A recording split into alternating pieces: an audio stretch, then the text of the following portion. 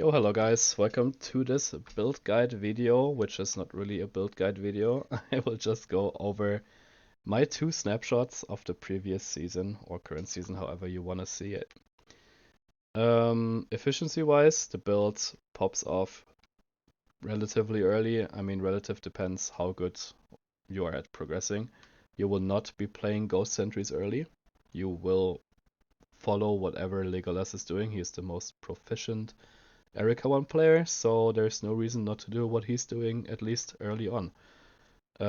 Until you transition to this build where you can then do Profound. But I did Thunder Spike the entirety of Tier 8, so for the last 3 seasons, which is the time I've been playing Erika 1 on Ghost Sentries. So, to me, or like somewhat credibility, I would say I usually am rank 1 on Erika 1 on Ordrek, which at least shows that this deals quite a bit of damage. At least for like the first week or something, then I stop pushing damage and go for survivability instead. I reach Profound every season on day 2. Last season it was in the first 5 hours of the second day. This season I will not be playing this build, which is also the reason why this is not an extensive build guide video, but I got some requests, so you guys will see how I did it, I suppose. This snapshot is from end of day 2, so this is a little bit into Profound already. Weapon is pretty straightforward. These 3 prefixes are set in stone. For the suffixes, you could also go for fist damage here, it's not too important. Yeah, these are the other items. I will go over the items, explain later what is needed to actually transition to this build before you can actually like play it, because it's really bad without certain items. Next is skill. You use this to automatically trigger Ghost Blades. The normal mediums don't apply, I think. That's why you need to use this one. I'm not too sure actually. I saw someone use this, tested it, and that's why I was using it since pre-seasons. You do not need these supports when you transition. They are merely a damage upgrade, but not required whatsoever. These might be very cheap early though. I think last season on day 2 they were 150 to 200 FE. Rough price amount of FE you will need to do this is probably around 6 to 7,000 FE, by the way.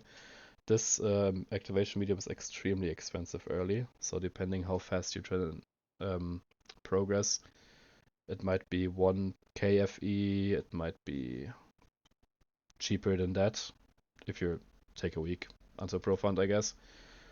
You don't need to have this on 0.7, 1 second is plenty fine. Volt Spike, you will need this support as well to trigger the instruction.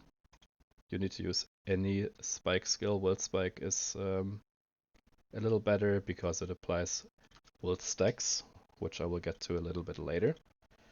Spiral Strike, Aim, and Corruption, which you will get later on your amulet. Precision, Corrosion Focus is getting used mainly for its damage. Grudge Support is a perfect match because Corrosion Focus hits immensely often, so you basically have perma uptime and paralyze. Precise Proj, obviously, Erosion Amp, and then just anything else you want to fit. Pet wise, these 3 are pretty much best in slot. They are not required to play the build. Just like for most other builds, pets are not required. They are not build enabling or anything. The Poisoned Omen is probably more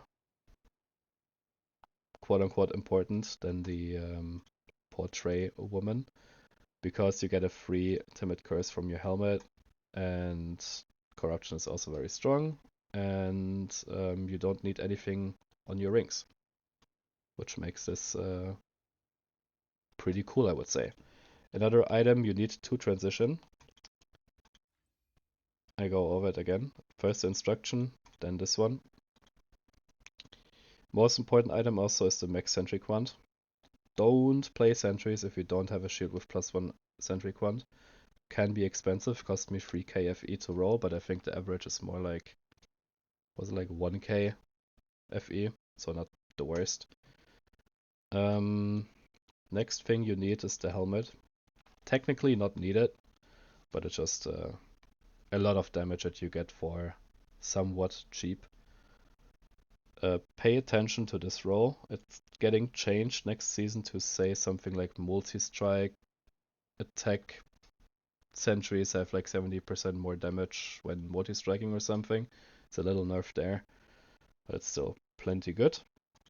And you will need at least sentry on your pedigree. If you can get it with Gale, it's best in slot. There's no better pedigree you can get. If you cannot get Gale here, you will 100%, Gale is way too strong to skip it, need to get it elsewhere, which would be your amulet. There's the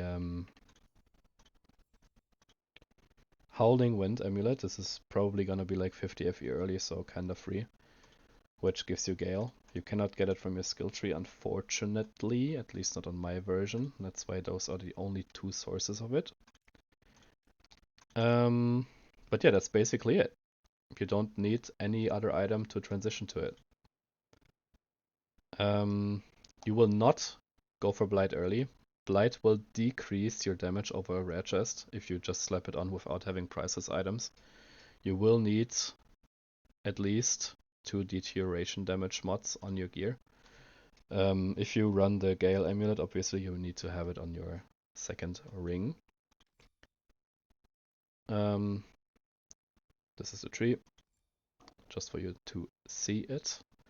This is the reason I actually play Wild Spike, to apply Wild Stacks. Gives you a lot of increased damage. You have a somewhat low amount of increased damage early and later as well. It's not easy for this build to get it. This is why I'm using this spot for it.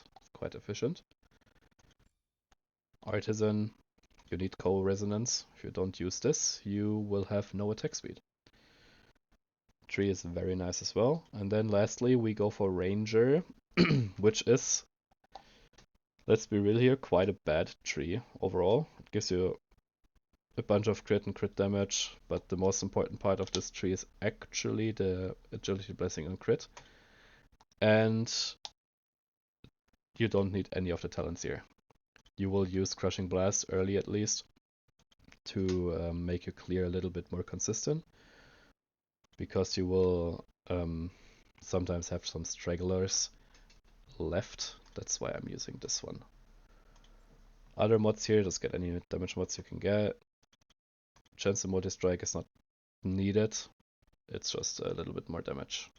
Fortitude is very nice to have. This one here is, I don't know why it's here, it's not that great.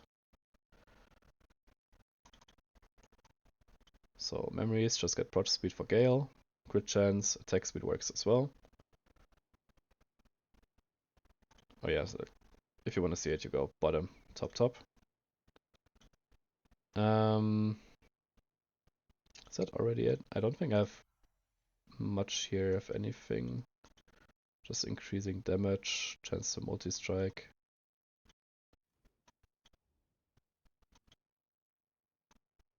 Yeah, this might already be it for my Profound version. This one is quite strong. I could talk about Vorex's item really quick. You will be hard locked into these two items. Since you cannot combine two different effects anymore, you will not Vorex Blight because the other mods on it, except the third one obviously, are kinda ass, which feel like a waste. The issue with Stray Bird's return is you will need to get the last two, and it's not really worth it either there. So in my opinion, what you will do is Vorax, the Imperial Iron Sentry. The second mod, the additional damage during multi-strike, I think, is what it's gonna be. And then the free timid curse, and then just get deterioration damage or something there. You will not play dual wield, you will always use a shield for the +1 sentry. The maximum amount of sentries you can actually have, it's hard capped at 4. There's not many sources, there's the other gloves which I actually used in my SS20 clear. But these are overall kinda bad.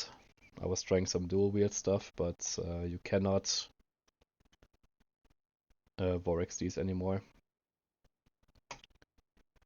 There's not too many changes here actually. I went for Magus stacking for defensive instead of going for like block stuff, because I don't like wasting my entire memories with just having block chance. Weapons wise, this is how your best hit sword weapon is gonna look like. This sequence is quite substantial.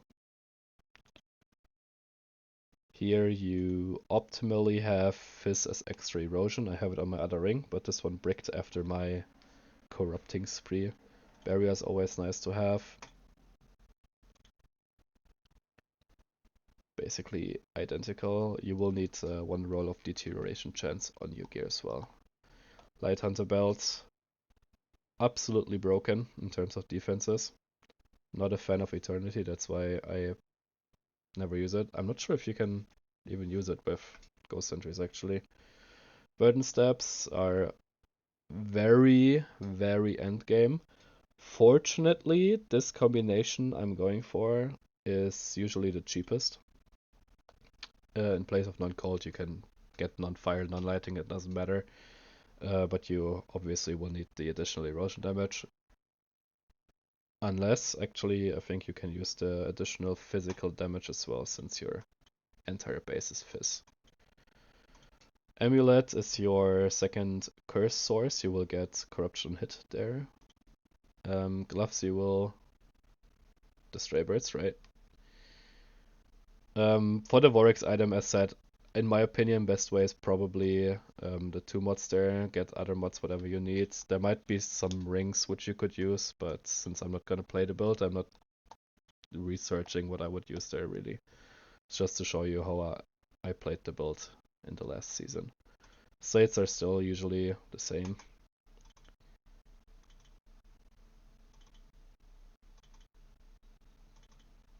Still Gale Sentry because that's best in slot. Did anything change here? Yeah, I stopped using Crushing Blast because my clear felt good enough and went for Phantasmagoria here for the Origin of Spirit Magi effect, and I went out of the Ranger tree because it's genuinely ass. Rest is kinda the same. If you have any questions regarding this build, I will answer literally anything. I don't mind getting asked. I know it's a very bare bones video, but since I'm not gonna play it, that's just how it's gonna be. I will be playing Sage and cry myself to sleep because I cannot afford the fucking elixirs. Yeah, anyway, you can ask anything, I will answer. You can contact me on Discord. You will probably find me if you just do @Epiphany in any of the channels. Yeah, that's basically it. If you decide to copy, quote unquote, my version, you can keep me updated how it goes. And have a nice day. See ya.